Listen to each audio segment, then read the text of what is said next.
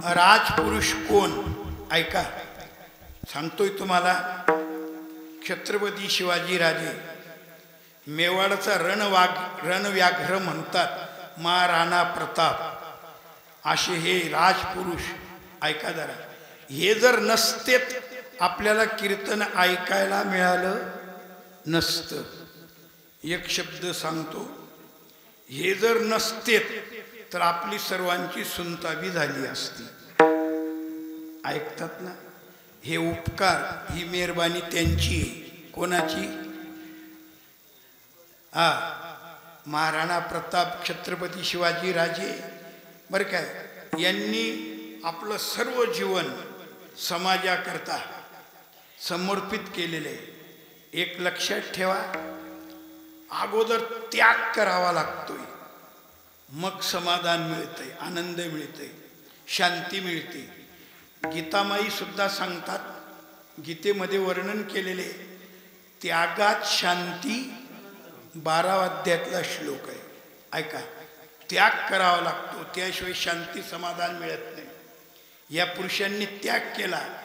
मेवाडचा रणव्याघ्र महाराणा प्रताप यांनी असा त्याग केला होता। ऐका जरा, मी बंगल्यामध्ये महालामध्ये राहणार नाही, मी चांगल्या बिछाण्यावर झोपणार, मी चांगले पक्वान्न खाणार, असा त्याग केला होता त्यांनी। अहो, जंगलामध्ये राहून गवताच्या जे बिया आहेत ना, त्यांच्या भाकरी करून खावं त्यांनी, त्याच्यावर उदरनिर्वाह करावा।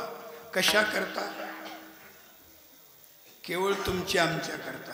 छत्रपती शिवाजी राजांनी आपलं रक्त दिलं देवी मातेला।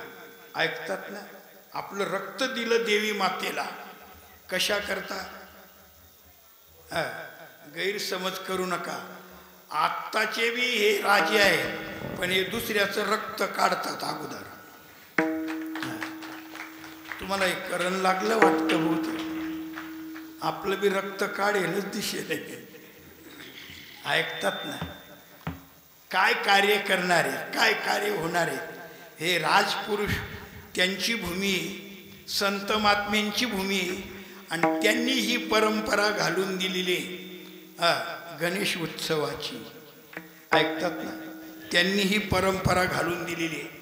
खरं लोक विखुरले जात होते, मग लोकमान्य टिळकांनी या निमित्ताने सर्वजण एकत्र येतील म्हणून हा बरं का उत्सव चालू केलाय।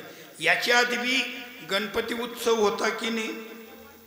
मी गणेश पुराणातली कथा सांगतो, पण एका कीर्तनात अवघड आहे, एका कीर्तनात बरं का।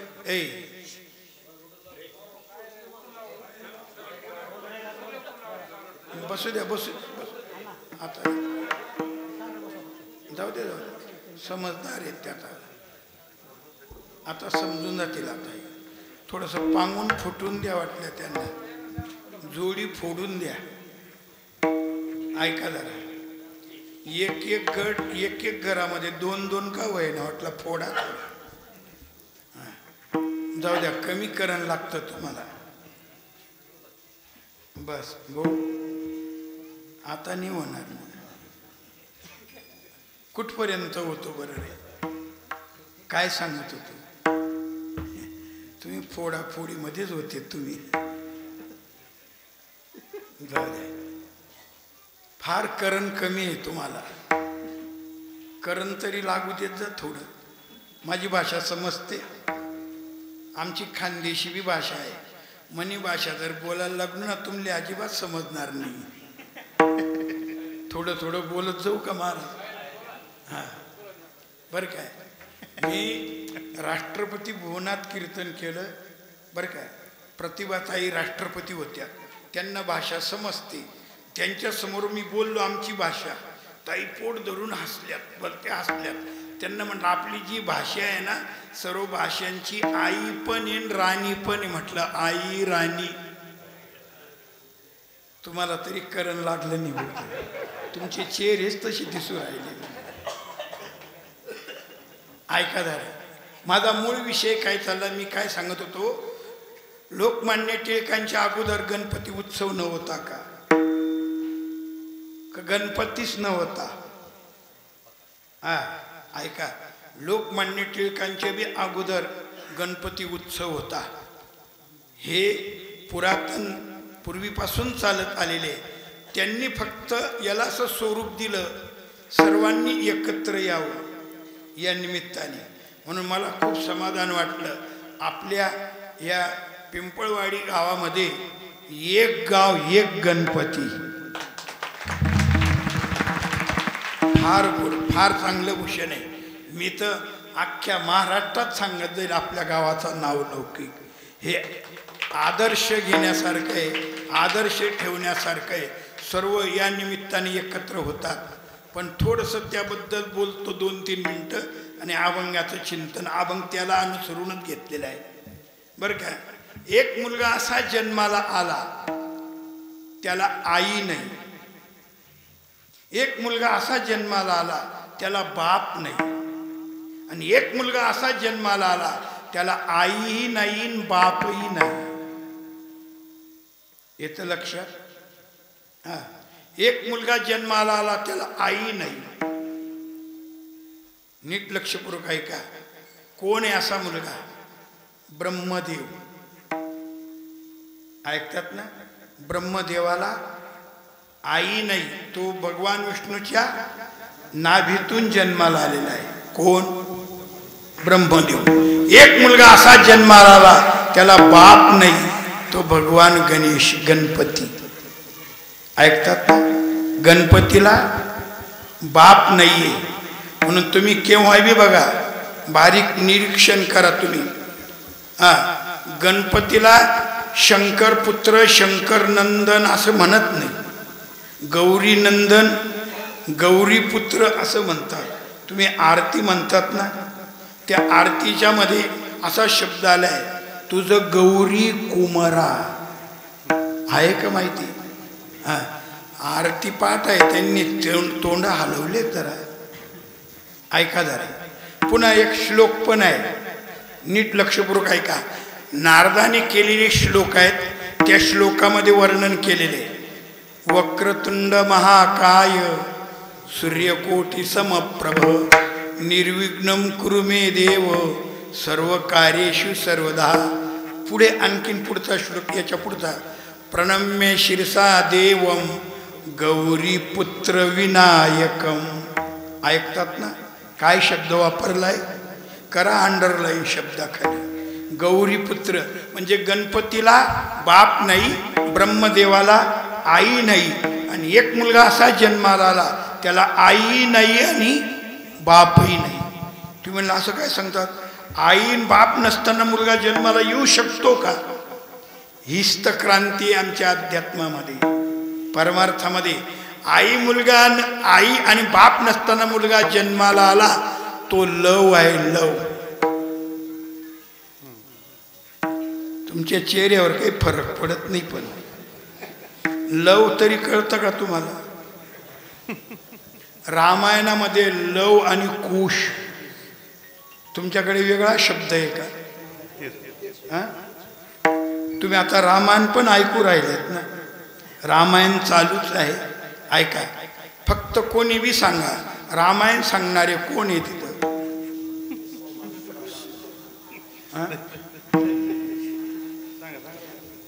मी बरं काय प्रौढी किंवा गर्व म्हणून बोलत नाही. मी तुमचं आहे, माझं चुकलं तर तुम्ही मला सांगा, आणि माझं जर बरोबर असेल तर तुम्ही ऐकून ठेवा. रामायण ज्यांनी तयार केलं, मूळ रामायण वाल्मिकांनी, ते वाल्मिक ऋषी कुणाचे चिरंजीव होते बरं?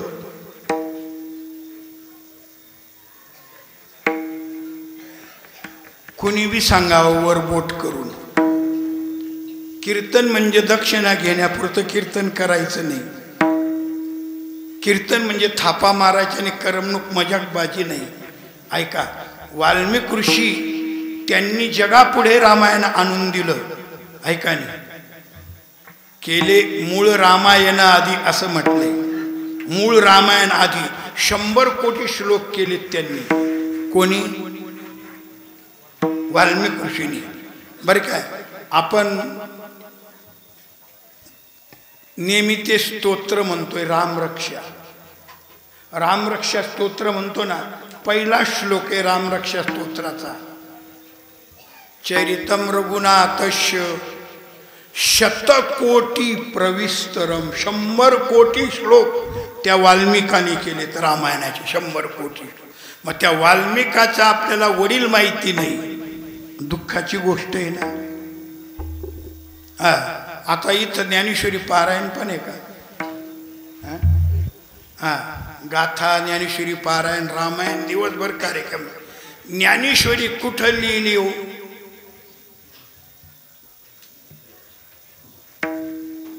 अवघडच आहे ना. ज्ञानेश्वरी नेवाशाला लिहिली हे कोणी बी सांगेल, पण त्याच्यातलं एक महत्त्व सांगतो. ज्ञानेश्वरी एका मैजतच्या खांबाला पाठ लावून लिहिलेली आहे. मैजतच्या खांबाला पाठ लावून ज्ञानेश्वरी लिहिलेली आहे. म्हणजे हा आदर्श आपल्या गावामध्ये बी सुद्धा मला आल्यावर समजलं, आपल्या गावामध्ये सुद्धा मैजतन मंदिर जवळजवळच आहे. विठ्ठला विठ्ठला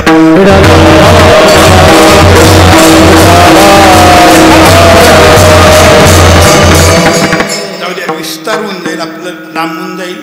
माझा मूळ विषय हा चाललेला आहे. गणपती बाप्पा करता मी तुम्हाला हे सांगू राहिलोय, रामायणातला जो लव आहे, लव त्याला आई नाही वडील. वाल्मिक ऋषीने लोहाळीपासून त्याला निर्माण केलेलं आहे. कुणाला? लव. हा, त्याला आई नाही आणि बाप नाही. काही काही असे मजेदार चिंतनाचे विषय आहेत, पण ते आपण डोक्यात घेत नाही, लक्षात आणत नाही. म्हणून मी म्हणतोय ना, आपल्याला अर्थ कळला त्याचा जास्त आनंद वाटतोय.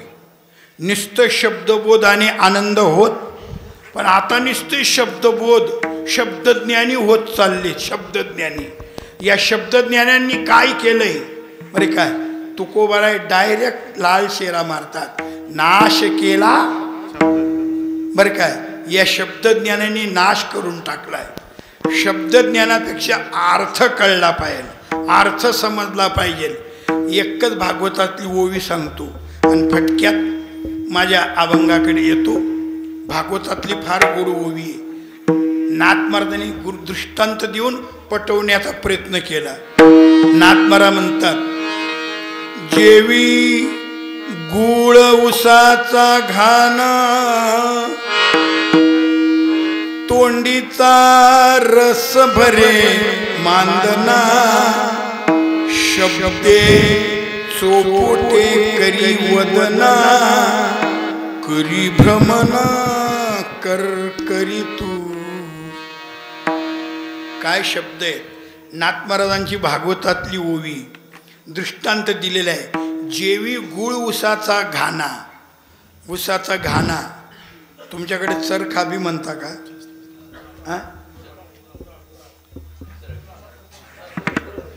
ऊस पिळतात तो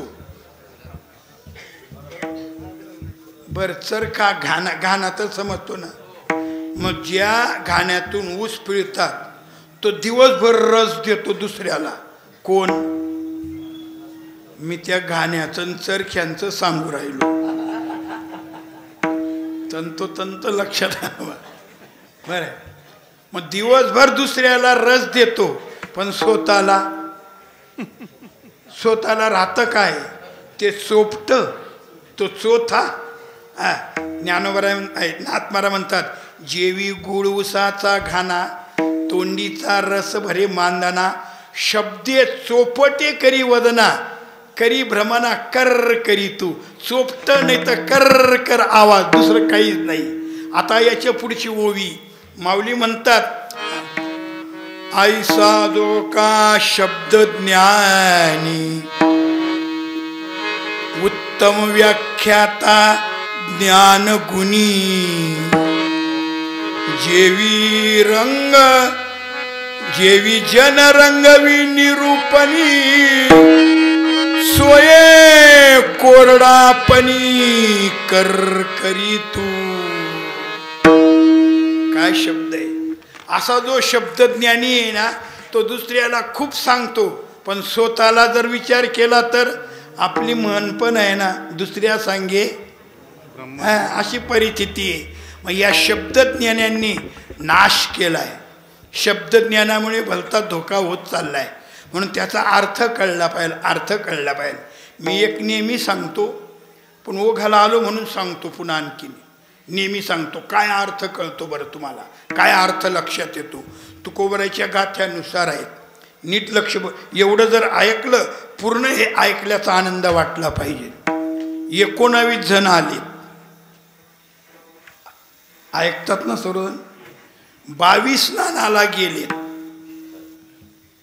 ऐकतात.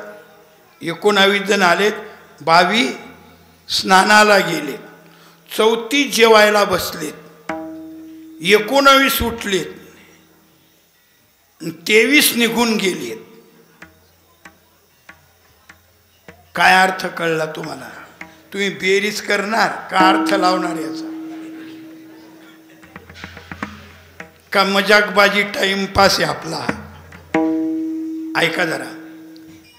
ऐकल्यानंतर तुमचे चेहरे बदलून जातील. आता अर्थ कळला तर बोलता आनंद वाटतो, अर्थ कळल्याशिवाय आनंद वाटत नाही. सांगतो आता. पहिल्यापासून शेवटपर्यंत 20च जण राहतात. पहिल्यापासून शेवटपर्यंत किती आहेत? 19 आलेत. लक्षात आलं? एकूण किती आहेत? 22 स्नानाला गेलेत. 22 आकडाने घ्यायचा. 22 स्नानाला गेलेत. आहेत किती? 20 जण आहेत. ते 20 जण विहिरीवर स्नानाला गेले. 22 म्हणजे विहीर. 22 शब्दाचा अर्थ काय होतो? विहीर. आहेत किती जण? 20 जण. ते 20 जण आलेत, 22 स्नानाला गेलेत, म्हणजे विहिरीवर स्नानाला आहेत किती? 34 जेवायला बसलेत. चौथ तुमच्याकडे आहे का? चौथच्या दिवशी 34 जेवायला आहेत किती जण? 20च जण आहेत. म्हणजे 19 आले, 22 स्नानाला गेलेत, 34 जेवायला, आणि 19 उठलेत.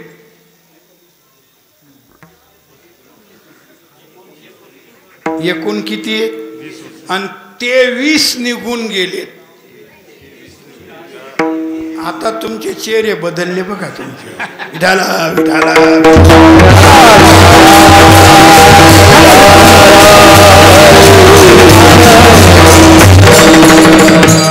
ऐकतात ना? म्हणून कोणतंही ऐकताना अर्थ कळला तर त्याचा आनंद वाटतोय. म्हणून शब्दापेक्षा अर्थ समजला पाहिजे. आमच्या संतांनी हेच कळून दिलं, हे लक्षात आणून दिलं. ऐका जरा. मग भगवान गणेशाची ऐका काय आहे? पाणी स्थिर असेल तर प्रतिबिंब दिसतं, पाणी हल्लं तर प्रतिबिंब. तसं तुमचे मन चंचल झाले तर समजणार नाही. आम्ही एक एक शब्द आटोकाट तुमच्या हृदयापर्यंत, अंतःकरणापर्यंत पोचतील असं टाकण्याचा प्रयत्न करतोय. ऐका जरा. विक्षेप होऊ देऊ नका. भगवान गणेश चतुर्थीला विराजमान होतो आणि चतुर्दशीला त्यांचं विसर्जन होतं. एवढा एक शब्द मुद्दाम सांगतो. आता गणेशाला बसवल्यानंतर काय आवडतं? भजन, कीर्तन, कथा, नामचिंतन. ऐकतात ना? त्याला बसवल्यानंतर हे ठेवावं ना. असं एकच गाव बघितलं मी, पिंपळवाडी, त्याच्या पुढे सप्ताह ठेवून राहिले. सप्ताह ऐकतात. मग काही काही गणेशाला बसवल्यानंतर त्याची उपासना बाजूलाच राहिली, विटंबना जास्त होत चालली. ऐकतात ना? कितीतरी अशी मंडळ आहेत. आता मोठमोठ्या सिटीमध्ये बघा हो, गणपती बसवतात आणि त्याच्या पुढे ऑर्केस्ट्रा, कलापातक, सिनेमा, काहीतरी इतर कार्यक्रम ठेवतात. मग त्याला समाधान वाटेल का हो? आनंद वाटेल? तो रागवणार नाही, कोरोनामध्ये मारणार नाही तो. ऐकतात ना? नीट लक्ष बरोबर. आपण उपासना करीत राहिलो म्हणून आपल्याला व्यवस्थित ठेवलंय त्यांनी. ऐकतात ना? उपासना करीत राहिलो म्हणून व्यवस्थित ठेवलंय त्यांनी. विटंबना केली तुम्ही अनंत चतुर्दशी दुसऱ्या दिवशी किंवा त्या दिवशी संध्याकाळी इतके इतके बुडून मेले. अशा कितीतरी बातम्या तुम्हाला ऐकायला भेटतील. त्याची विटंबना तशी आहे ना, विटंबना तशी आहे ना. गणपती बसवल्यानंतर त्याला आवडेल असे कार्यक्रम त्याच्या पुढे ठेवा. बरं, ज्या दिवशी उठवतात त्या दिवशी किती विटंबना होते. जे उठवणारे मंडळ असतात ना ते एक बी शुद्धीमध्ये नसतं होते. ऐकतात ना? तुमच्याकडे नसेल, आमच्या खानदेशात जास्त येते. ऐकतात ना? मला रात्रभर राहायचंय, कमीच करण लागतो. विठाला विठाला.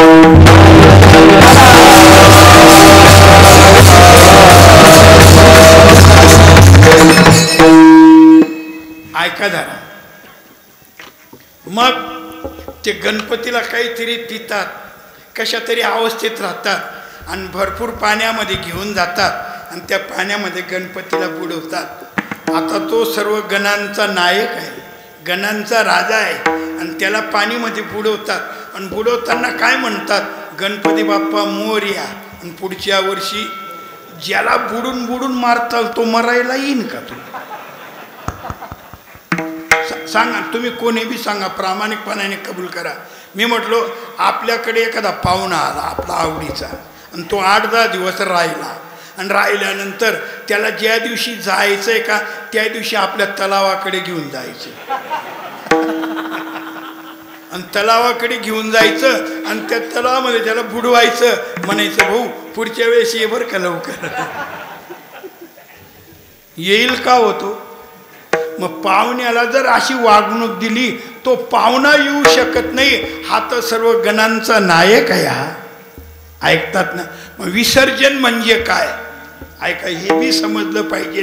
मी वेळ असेल तर याचा वापर करेल शेवटी पण एका कीर्तनात सर्व अवघड होऊन जातं. मग त्या भगवान गणेशाच्या विराजमानाच्या निमित्ताने, स्थापनेच्या निमित्ताने आपला हा सोहळा आहे ना, त्याला अनुसरून हा नामदेवरायांचा अभंग ऐका बरं का. तो देवांचा राजा आला आणि बरं का सिंहासनावर विराजमान झाला. देवराजाले मंचकी बैसले. तो सर्व देवांचा राजा आहे. कोण? भगवान गणेश. म्हणून त्याला गणपती म्हणतात. गण म्हणजे देव, पती म्हणजे मालक. सर्व देवांचा मालक आहे, राजा आहे तो बरं काय सिंहासनावर विराजमान झाला आणि सिंहासनावर विराजमान होऊन भक्ताशी दिदले अभयदान. मी तुम्हाला हे नुसतं वरवरचं चालू सांगितलं त्या निमित्ताने आहे म्हणून याची पुन्हा लिंक भूमिका तुमच्या लक्षात आणून देतो. ऐका, नामदेवरायांचा अभंग आहे. नामदेवराय 4 युगाचे भक्त होते बरं काय. चौयुगाचा भक्त नामा, 4 युगाचे भक्त होते. कृतयुगात प्रल्हाद होते, त्रेतायुगात अंगद होते, द्वापार युगात बुद्ध होते आणि कलियुगात नामदेवराय होते. 4 युगाचे भक्त. कशी भक्ती होती त्या नामदेवरायची? अशी भक्ती होती, त्या भक्तीच्या बाबतीत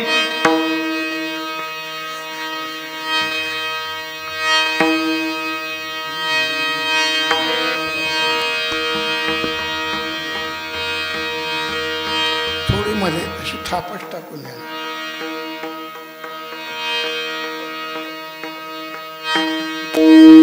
त्या भक्तीच्या बाबतीत ज्ञानेश्वर महाराज वर्णन करतात. ज्ञानेश्वर महाराज म्हणतात, ज्ञानदेव म्हणे तू भक्त शिरोमणी. ज्ञानदेव म्हणे भक्त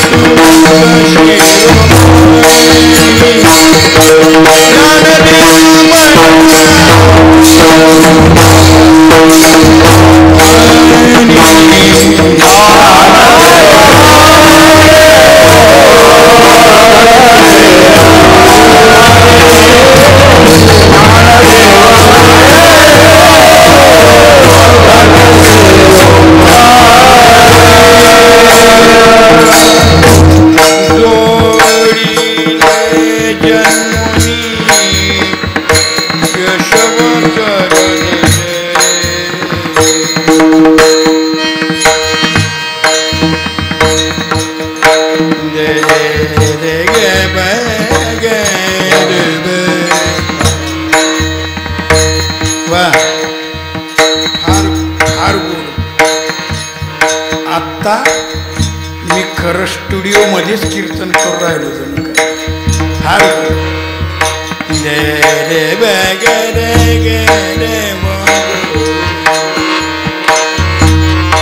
जोडिले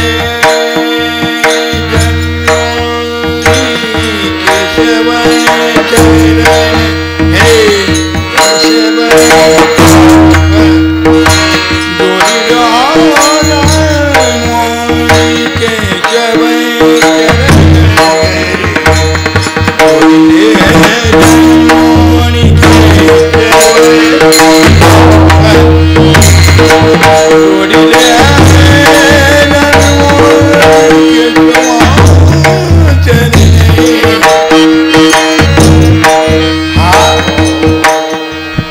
मूळ राग मधुवंती आहे. याच्यामध्ये हा मधुकूस थोडा मिश्र केलाय बरं का, फार मधुर. जोडिले जन्मोनी केशव चरण दे केशव दे मोनी केशव जोडिले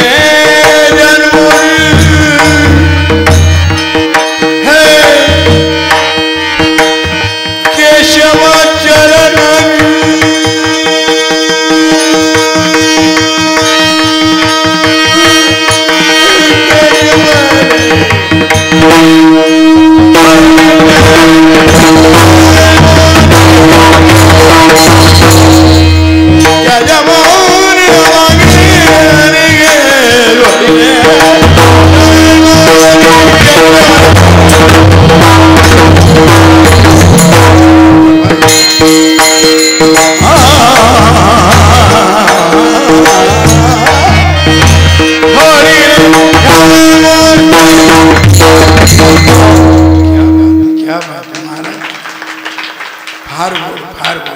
तुम्हाला कधी सोडणारच नाही. तुम्हाला वाप निघू दिलेली वाप. संगीत माझा भलता आवडीचा विषय. महाराज तुम्ही सर्व गुरुबंधू मंडळी आहे, नाराज होऊ नका.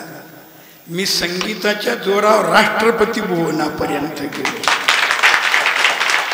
संगीतात फार शक्ती ताकद आहे. संगीत दगडाचं सुद्धा पाणी करतं संगीत, पण तशी शक्ती सामर्थ्य बी पाहिजे. ज्याला कळतं त्याला बरं वाटतं. आता जे संगीत रसिक संगीत प्रेमी असतील ना, त्यांना असं वाटत असेल यांनी म्हणत राहावं, पण ज्यांना समजत नसेल त्यांना असं वाटत असेल याला तलावामध्ये बुडावायला पाहिजे.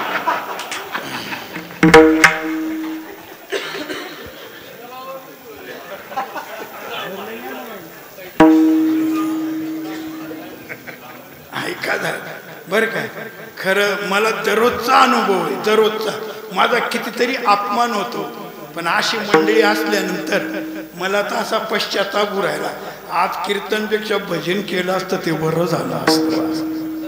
बरं काय काय या दोघांनी सुद्धा किती सारंग राग गोड राग गायला सुरुवातीला फार आनंद ऐकत राहावंसं वाटतं. आणि तुम्ही दोघं असे वाजत होते ना, वा वा वा वा ब्रह्मनाथ घुमत होता. विषय काय चाललेला आहे. ज्ञानेश्वर महाराज नामदेवरायांचं वर्णन करतात भक्तीच्या बाबतीत. ज्ञानदेव म्हणे तू भक्त शिरोमणी, जोडिले जन्मोनी केशव चरण. तुम्ही भक्ताचे शिरोमणी आहात. कोण म्हणतं? ज्ञानेश्वर महाराज. कोणाला म्हणतात? आता तुम्हाला शब्द सांगतो आणखीन आनंद वाटेल. म्हणणारे आहेत ज्ञानी यांचे शिरोमणी, आणि ते म्हणतात तुम्ही भक्त शिरोमणी आहे. ऐकतात ना? म्हणजे एक भक्त शिरोमणी आणि एक ज्ञानी यांचा शिरोमणी, याला खरं वर्णन म्हणतात. आता ज्ञानोबा म्हणतात तुमची भक्ती. अहो भक्तीच्या जोरावर निर्जीव मंदिर फिरवावं, फिरविणे देऊळा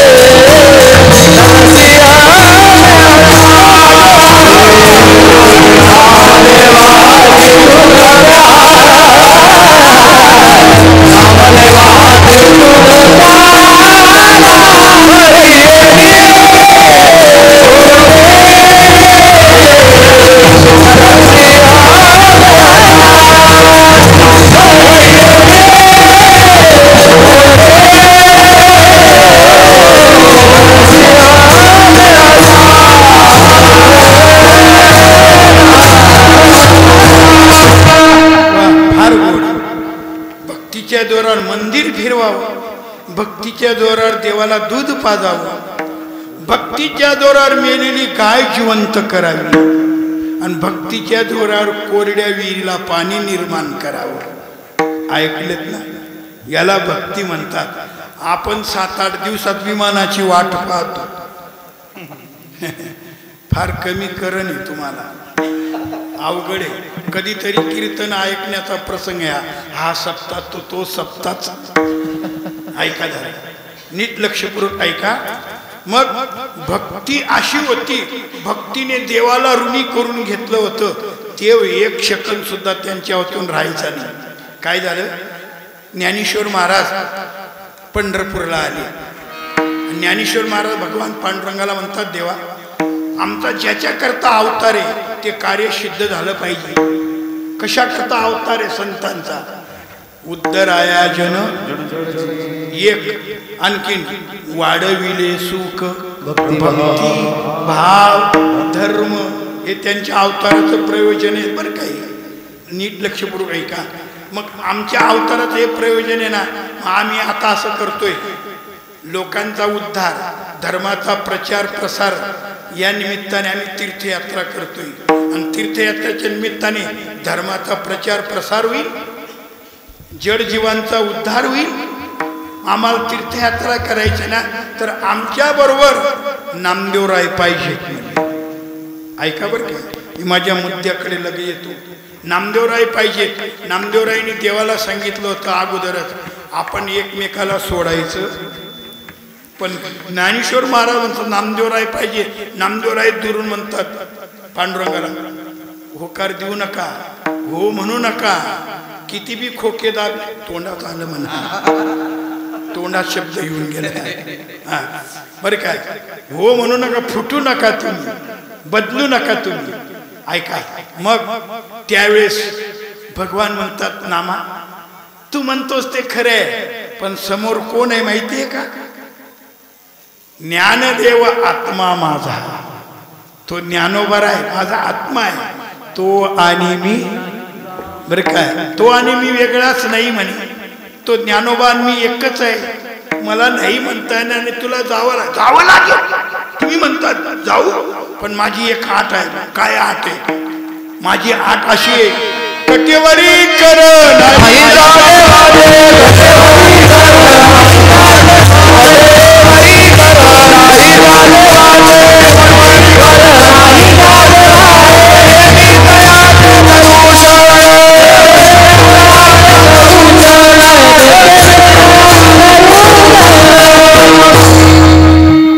त्या देवाच्या कटेवर हात नाहीत ना. मी असे देवाचं दर्शन, ठीक आहे चालेल असं म्हणून दिली परवानगी. निघालेत ना, चंद्रभागेपर्यंत गेले. ही सर्व संत मंडळी नामदेवरायला घेऊन. भगवंताला तो उभा वारा सुटल्यासारखा झालाय. भगवान म्हणला, माझा नामा मला सोडून गेला. बरं काय, भगवान थांबले नाही, भगवान विटेवर उभे राहिले नाही. ऐकतात नामदेवरायांचे अभंगीत बरं का. धावोनिया देव गळा घाले मिठी, स्पुंद स्पुंदोनी गोष्टी बोलत असे. देव धावत धावत गेलेत, नामदेवरायच्या गळ्यात मिठी मारली. नामा तू मला सोडून जातो, मला सोडून जाऊ नको रे. आणि ज्यावेळेस देव आणि नामदेवराय रडत होते त्यावेळेस सर्व संत बघत होते. शेवटी भगवान रडता रडता काय म्हणतात? भगवान नामाला म्हणतात, ती त्रिभुवनी मज नाही कोणी,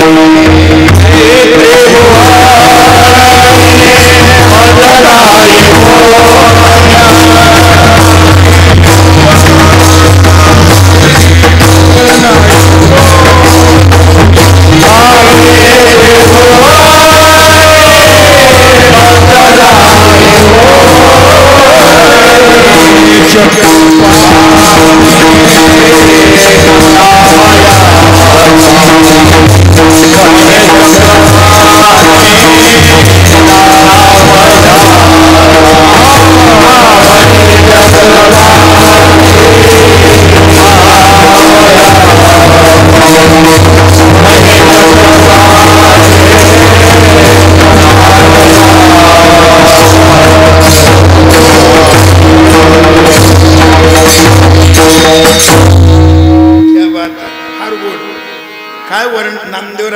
अभंग आहे बरं काय. ती त्रिभुवनी मग नाही कोण मनी चक्रपाणी नाम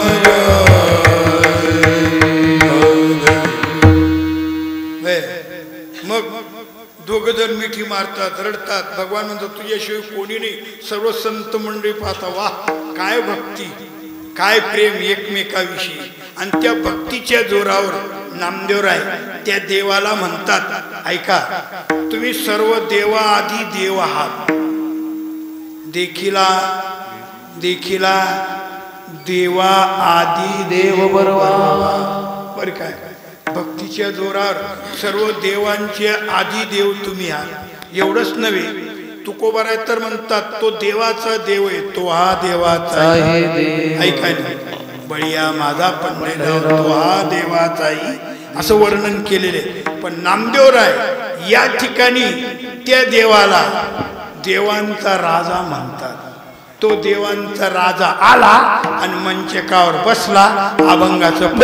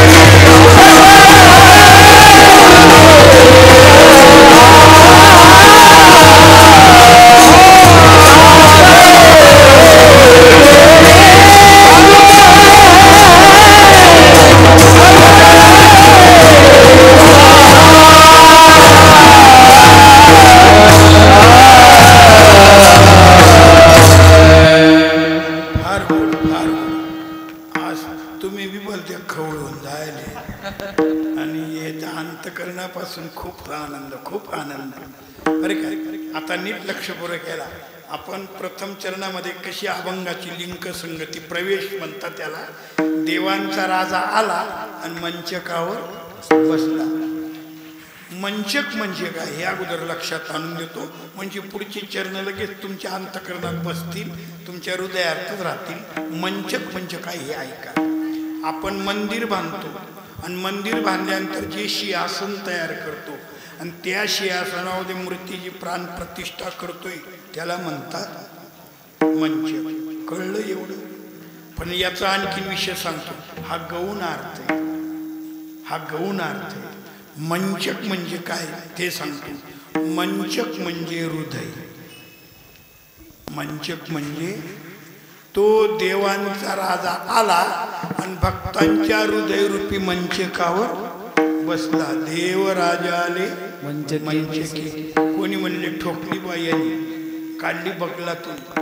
मंचक म्हणजे हृदय. कशा मला प्रमाण सांगतो, प्रमाणाशिवाय बोलणार नाही. मंचक म्हणजे हृदय कसं ते ऐका. काय झालं, भगवान खूप रडत होते कृष्ण परमात्मा. मग यशोदामाईने बघितलं, रडतो शांत होत नाही. यशोदामाई बाहेर आली, बघतात तर राधा, राधे इकडे इकडे इकडे बघ, हा भलता रडतोय, याला घेऊन जा. ती घेऊन जाते आणि ती कुठं बसवते. नाथ महाराजांनी फार गोड रूपात केले, फार गोड. गवळणी माझा भलता आवडीचा विषय, गवळणी माझा स्पेशल विषय आहे बरं काय. नेई आता जनकरी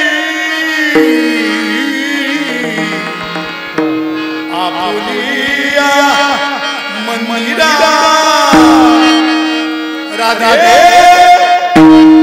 राधे राधे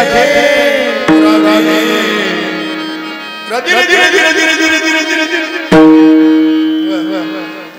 राधे श्याम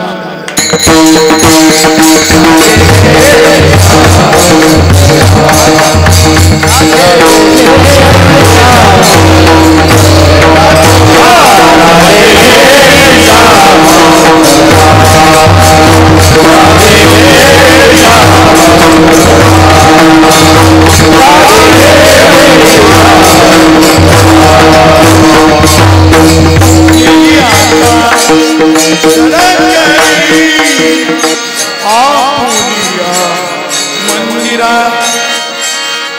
नेई आता जनकरी आपुलिया मंदिरा राधे राधे राधे राधे राधे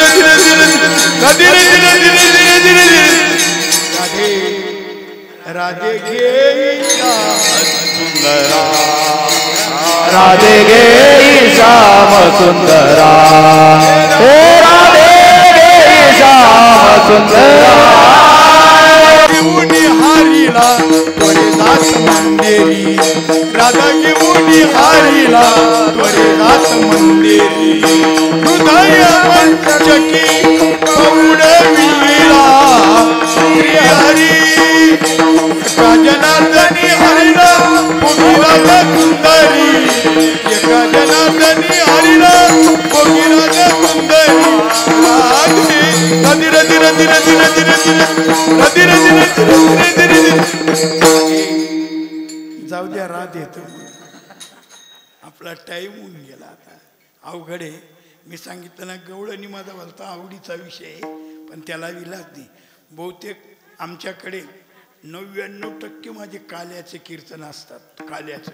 आणि काल्याच्या कीर्तनाने पुढं गवळणींचाच आनंद, पूर्ण गवळणींचाच आनंद असतोय. मग मी गवळण ही मुद्दाम म्हटली, ऐका का म्हटली तर इथं नाथ महाराजांनी जबरदस्त पुरावा दिलाय.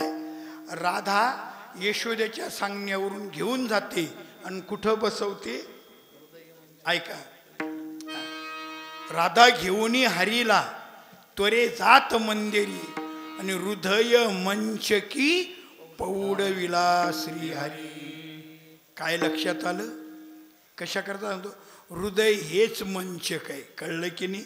मग तो देवांचा राजा आला, हृदयरूपी मंचकावर बसला. देव राजा आले मंचकी बैसली आणि भक्ताशी दिदले अभयदान. त्या भगवान गणेशाला इथं नका बसू, ऐकतात ना, नुसतं इथंच बसू नका, आपल्या हृदयामध्ये बी ठेवा त्याला, ऐकतात ना.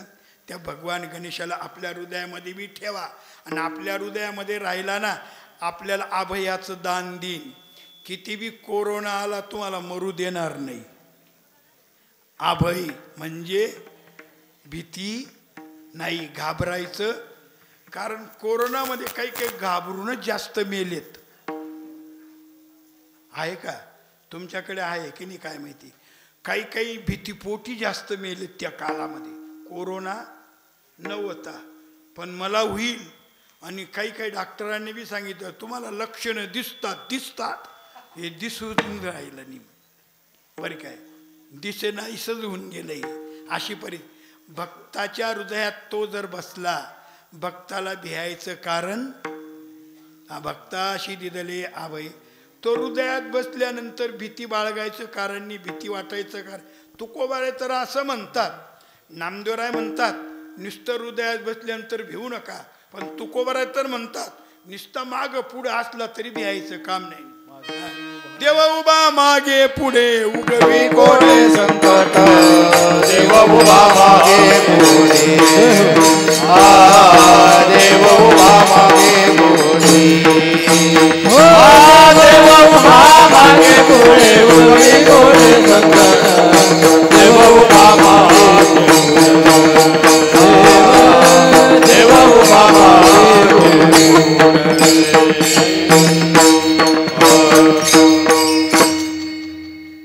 याच्या पहिलं चरण आहे आम्हा हरीच्या दासा आणि भय नाही.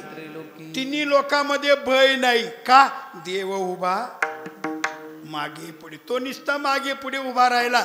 तिन्ही लोकांमध्ये भीती राहत नाही. त्या हरिदासाला नुसता मागे पुढे उभा राहिल्यानंतर भीती का नाही. भीती किती प्रकारची आहे थोडंसं सांगतो आणि फटक्यात पुढे जातो. बरं काय भर्तृहरीने 9 प्रकारचं भय सांगितलेले आहे. किती 9 प्रकारचं भय. बरोबर मोजा तुम्ही. 9 भय भरतात की नाही. भोगे रोग भयम कुले चिती भयम वित्ते नृपलाद भयम माने दैन्य भयम बले रूप भयम रूपे जराया भयम. किती भरलेत मोजलेत ना. तुमचं ध्यानात राहत नाही म्हणून आमची दुकानं चालतात.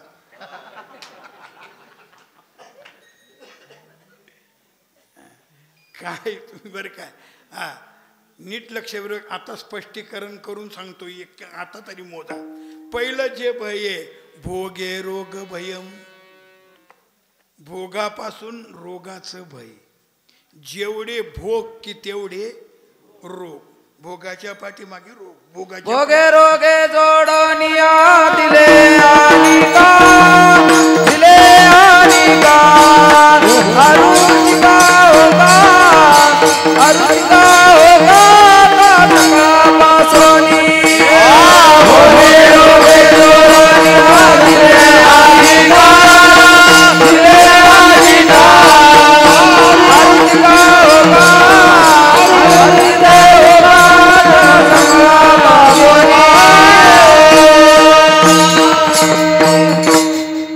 क्या बात आहे.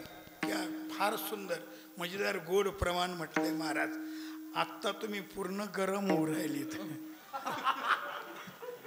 फार सुंदर फार सुंदर. भूपाळी प्रकरणातला अभंग आहे आणि गोड प्रमाण दिलं. भोगे रोगा जोडून या. जेवढे भोग की तेवढे रोग जोडलेले आहेत. निश्चित भोगाच्या पाठीमागे रोग. थोडंसं विस्तार करतो. पूर्वी एवढे भोग नव्हते आणि पूर्वी एवढे रोग पण नव्हते. चिकनगुनिया माहिती होता का. पुन्हा ते माग पाय सुजायचे त्याला काय म्हणायचे. आमच्या खानदेशात काहीतरी त्याला वेगळंच नाव होतं त्याला. नवीन नवीन रोग नवीन नवीन भोग असे तयार. पूर्वी एकदम अशी पगडी होती आणि तो 12 बंदी नावाचा ड्रेस होता. आठवतं का. जुन्या मंडळीला आठवत असेल. नाही आठवत. नाड्या बंद आणि पगडी असायची. होत इकडं नव्हतं. पूर्वी तो ड्रेस होता. तो ड्रेस गेला. कालांतराने ड्रेस निघाला तो कॉलरचा 3 बटनांचा शर्ट. नंतर तोही गेला मग कालांतराने निघाला ओपन शर्ट. ओपन इथून तिथून ओपनच आहे, बटन लावेल म्हणून झाकेले, नाही तर आहे ओपनच. अनुभव ते ओपनच राहू देतात. नाही कळलं?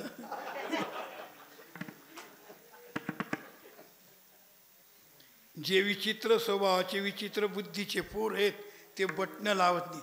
आमचे गुरुवर्य सांगायचे कीर्तनातून, 2 कॉलेजचे पोरं मोटरसायकल काढली, निघाले, शर्टाचं एक बी बटन लावलं नाही त्यांनी. आणि मग मोटरसायकलवर ते वारा लागायचा आणि त्या वाऱ्यामध्ये हवेमध्ये ते शर्टाचे दोघं पंख उडायचे, ते शर्ट उडायचे, उडायचं. ते मागचं वैतागलं आवरून तो म्हणला एक गाडी थांबव म्हणे, बसा वैतागलो म्हणे मी, आणि हे खूप उडतंय पण तरी बटणं लावत नाही म्हणे. काय आपण क्रांती करायची, बदल काय क्रांती करायची, बदल असा करायचा, हा शर्ट आपण उरफटा करून घ्यायचा. तुम्हाला समजतं ना? पण उरफटा म्हणजे पुढचे जे बटणं आहे ते माग करायचे, म्हणजे उडायची भीती, काही प्रॉब्लेम राहणार नाही. ठीक आहे, ते विचित्र बुद्धी त्या पोरांची. त्यांनी ते शर्ट काढलेत आणि ते बटणं मागं केलेत आणि मागचा भाग पुढे केला आणि चाल दे आता काही उडायची, चालून दिली जोरात गाडी. एक कॉर्नरवर गाडी स्लिप झाली आणि जबरदस्त ॲक्सिडेंट झाला. गाडी कुठं तर पोरं कुणीकडेच्या कुणीकडे रक्ताच्या थारोळ्यामध्ये. पण तिथं जुने 2 म्हातारे होते, त्यांनी कधी बघितलं माहिती, ते जुने म्हातारे रामू धाव पोरं पडलेत, धावत आले. अगं बापरे, काय जबरदस्त असं ॲक्सिडेंट बघितला नाही. म्हणे कसा ॲक्सिडेंट, या दोघांच्या माना फिरून जायलेत म्हणे.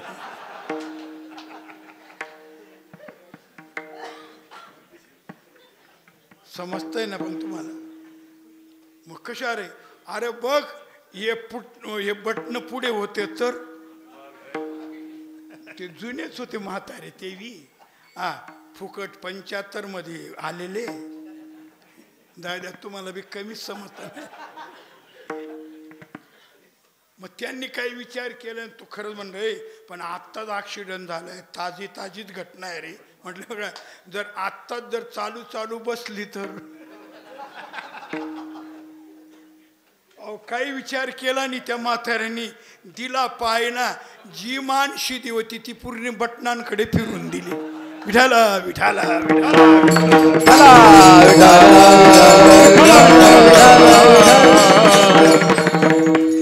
ऐकतात.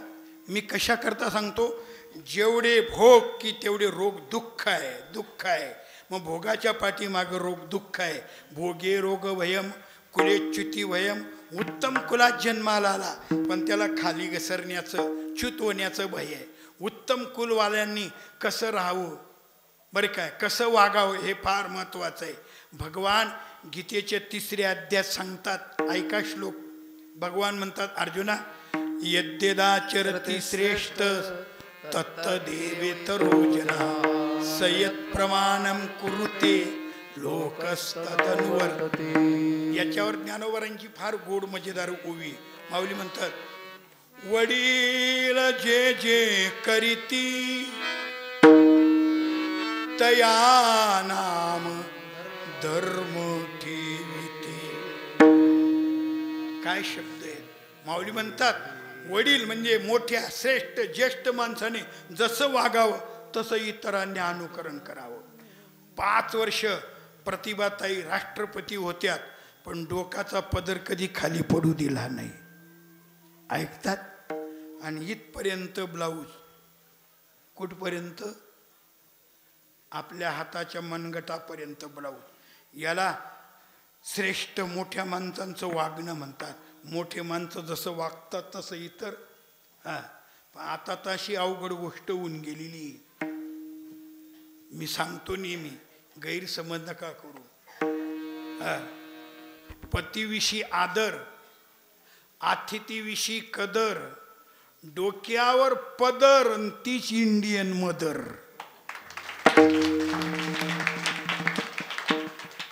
ऐकतात का? आता तुम्ही बारीक विचार केला, या गोष्टी कुठं सापडतात? आमच्या कीर्तनकारांच्या बाया डोक्यावर पदर घेत नाही,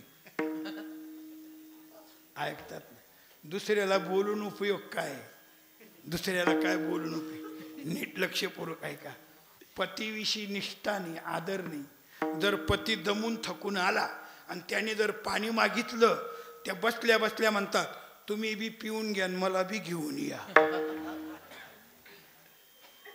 बघा कुठे आदर आहे, कुठे निष्ठा आहे. ऐकतात. मी तर म्हणतोय इज्जतदार आबरूदार पती असेल त्यांनी पहिली गोष्ट पाणीच नको मागायला पाहिजे. काय काय कळतं तुम्हाला बघा. हा बरं काय, फार गोष्टी या लोपत चालल्यात. मग ज्येष्ठ श्रेष्ठ माणसांना खाली घसरण्याचं च्युत होण्याचं भय आहे. कुलेच्युती भयम वित्ते नृपलाद भयम. वित्त म्हणजे राजा, पैसा, आणि नृपलाद म्हणजे राजा. पैशापासून राजाची किंवा चोराची पण भीती आहे. जास्त पैसा असेल चोर चोरी करतो, आणि जास्त पैसा असेल राजा तरी जप्त करतो. ऐका नाही. मग बाहेरच्या बँकांमध्ये लागतं का नाही करण तुम्हाला? जाऊ द्या, तुमचे चेहरे तसे दिसतात. जास्त पैसा असेल ना सप्त्यामध्ये दान करावं. जास्त पैसा असेल सप्त्यात दान करावं.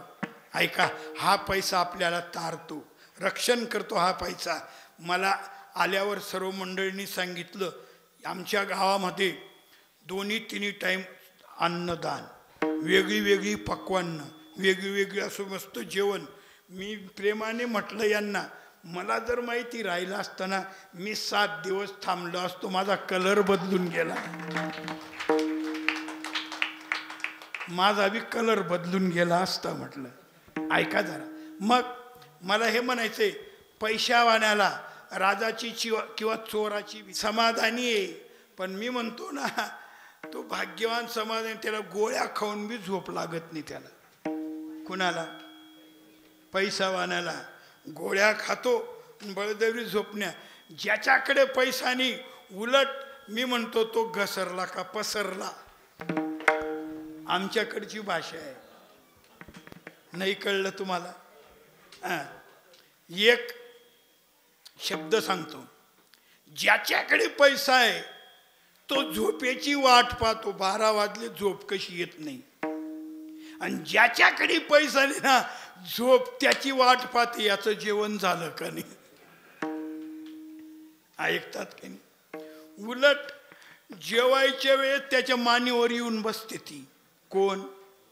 काही काही खूप थकून आलेत ना, ते म्हणा हो मला जेवण देऊ नका, पण अगोदर झोपू द्या मला अगोदर. आमचे गुरुवारे म्हणायचे, मी सांगतो बहुतेक तुम्ही ऐकलं असेल किंवा नसेल. एक जेवता जेवता झोपायचा. मग पत्नी म्हणली तुम्ही आज उशीर केला आणि तुम्हाला आणखी झोप लागते, कसं जेवण? तो म्हणला आता लागला उशीर, तू नको उशीर करू. त्याने शर्ट काढला, टोपी काढली, खुंटीला टांगली आणि बसलो तिथंच खाली जेवायला. बायकोने घाईघाईने ताट आणलं, हे लगेच जेवायला लागलं. बायको स्वयंपाक आणत होती, हे जेवत होतं, खात होतं. बायकोमध्ये स्वयंपाक घ्यायला गेली, त्याची खुंटीवरची टोपी ताटात पडली, ते टोपीच मोडायला लागलं ताटामध्ये. ऐकतात ना? टोपी मोडे. आणि बायकोला म्हणे काय ग इतक्या वातड्या चपात्या करेलेत का?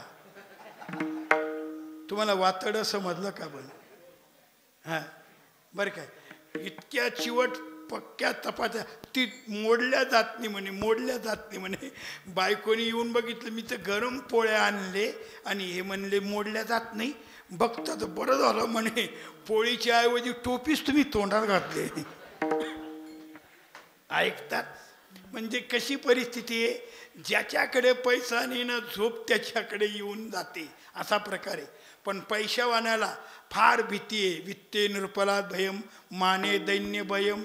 मानवानाला गरिबीची भीती आहे, मानवानाला गरिबीची भीती आहे. मान कशामुळे आहे? धनवंता लागी सर्व मान्यता आहे, धनवानाला जगात मान आहे. पण त्या मानवानाला गरिबीची भीती आहे. माने दैन्य भयम बले रिपू भयम रूपे जरा. बलवान माणसाला शत्रूची भीती आहे. महाभारतामध्ये कथा आहे. तो किचक विराटाचा साला. तुमच्याकडे साला शब्द आहे का? बायकोचा भाऊ काय म्हणतात? मेवना म्हणतात. आमच्याकडे त्याला साला म्हणतात. तुमच्याकडे आहे ना प्रचलित शब्द.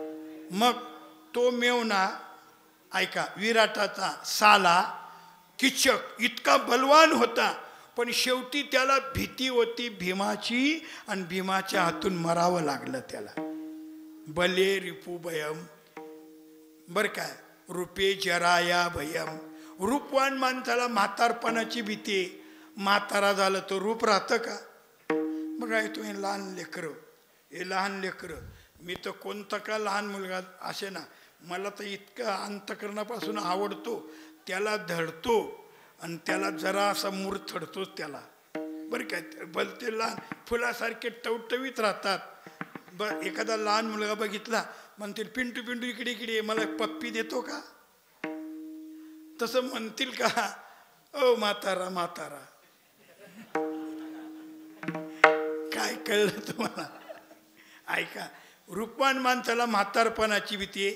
शास्त्रवानाला वादविवाद करणाऱ्याची भीती आहे. तपश्चर्यावानाला इंद्रियांची भीती आहे. आणि शेवटची भीती सांगतो, सर्व जीवांना काळाची भीती. काळे कृतांतात भयम. हे 9 भय, पण 9 भयांपैकी हरिदासाला एकही भय नाही. का? देव उभा त्यांच्या मागे पुढे. दे नुसता मागे पुढे देव आहे, त्याला भीती नाही. आणि तोच देव हृदयात असल्यानंतर भीती राहील का? म्हणून नामदेवांचा बाबा हो, बरं का, तो देवांचा राजा आपल्या मंचकात बसला ना, तुम्ही भीती बाळगू नका. भक्ताशी दिदले अभयदान. भिवू नका. फक्त तुम्ही एक करा, आनंदात राहा. आणि आनंदात राहून, सुखात राहून, आनंदातून माझं चिंतन करा. दुसऱ्या चरणातून दास हो तुम्ही सकळ सुखी राहा. दासव तुम्ही सकळ सुखी राहा. दास हो तुम्ही सकळ सुखी राहा. दास हो सकळ सुखी राहा. दासव तुम्ही सकळ सुखी राहा. दासव तुम्ही सकळ सुखी राहा. दास हो तुम्ही सकळ सुखी राहा. दास हो तुम्ही सकळ सुखी राहा.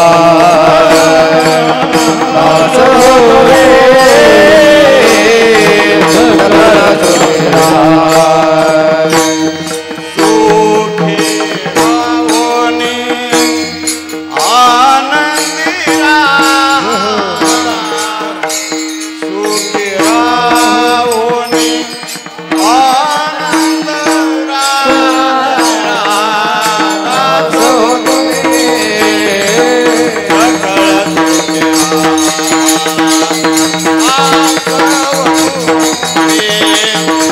सकळ सुखी राहा. सुखी राहोनी आनंद करा. सुखी राहोनी आनंद करा. दास हो तुम्ही सकळ सुखी राहा. दास हो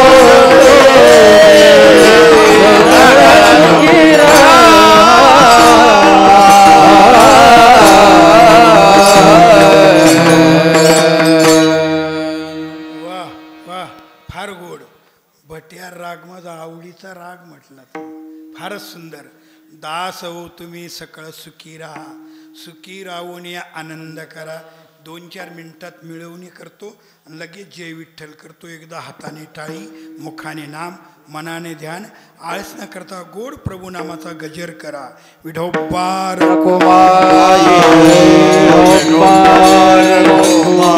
जय जय विठोबार कुमाई, जय विठोबार कुमाई, विठोबार